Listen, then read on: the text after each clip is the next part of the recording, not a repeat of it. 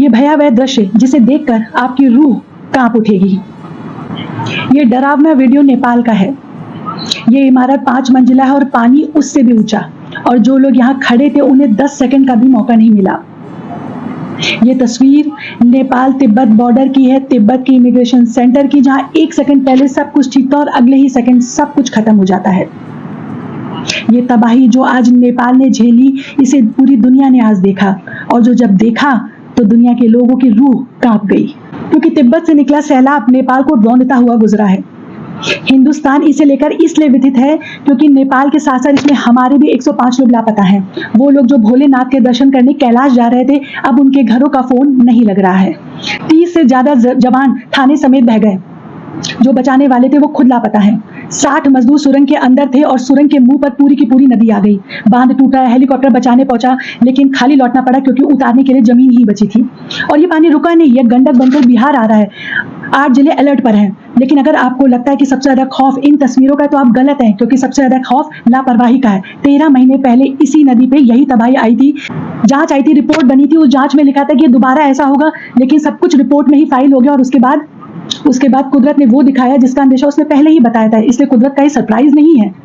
नेपाल जो झेल रहा है वो डिक्लेयर की हुई मौत है, बस तारीख आनी बाकी थी। और इसीलिए आज सवाल नेपाल की इस त्रासदी को लेकर कि जब सब कुछ पता था तो सैकड़ों जिंदगी उस रास्ते पर किसने छोड़ी।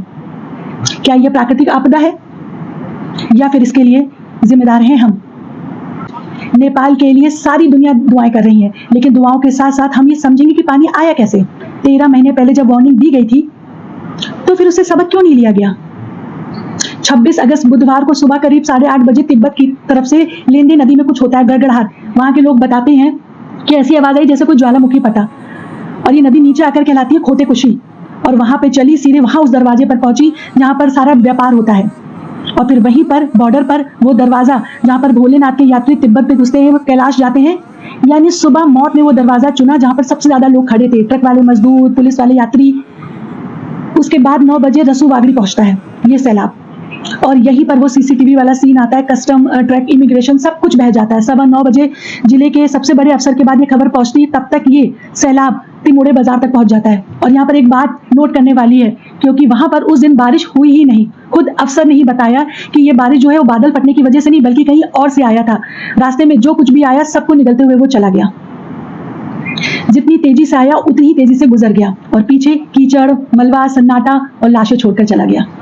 इस तबाही का अगर आप हिसाब लगाएं तो आप जानते हैं नेपाल में इस पानी में क्या क्या निकला। सबसे पहले रक्षकों को निपटा, बॉर्डर से लेकर नीचे घाटी तक सारे पुलिस जो पोस्ट बनी थी सब बह गई। 32 जवान जो है वहां के लापता हैं। दूसरा, सुरंग के 60 लोग, वहां पे एक हाइड्रो प्रोजेक्ट चल रहा था, किसी को कोई अंदाजा नहीं था, और अचानक सुरंग के मुंह पर वो नदी आई और कोई खबर नहीं थी, सब बर्बाद हो गया। तीसरा, हेलीपैड बह गया, हेलीकॉप्टर को लौटना पड़ा वहां से, और जवान चट्टानों के सहारे बच्चों को वहां से निकाल रहे थे। बांध, उनको नुकसान पहुंचा। 216 मेगावाट के अपर त्रिशूली प्रोजेक्ट का बांध टूट गया, तो पहाड़ जितने सैलाब में रुका पानी जो था वो भी आके नीचे आ गया, त्रिशूली बाजार में जाके घुसा और सब बह गए। 13-16 पावर प्रोजेक्ट थे वो सब भी बह गए। और मान लेते हैं कि हर चीज मॉनिटर नहीं कर सकते, कम से कम घाटी में सायरन तो लग सकते थे, उस घाटी में जहां 13 महीने पहले तबाही आई थी। कई तस्वीरें ऐसी जो डराने वाली हैं। ये सारे सवाल बहुत महत्वपूर्ण है। तो अगर आसान शब्दों में इस पूरी कहानी को समेटे तो 26 अगस्त को सुबह तिब्बत से आई पानी की दीवार ने नेपाल का रसुआ निकल लिया। 22 मौतें हुई हैं, सैकड़ों लापता हैं। कुदरत ने किया सच है, लेकिन यह अधूरा सच है। पूरा सच ये है कि कुदरत ने 13 महीने पहले एक रिहर्सल किया था, वार्निंग दी थी, लिखित वार्निंग दी थी, लेकिन हम नहीं समझे।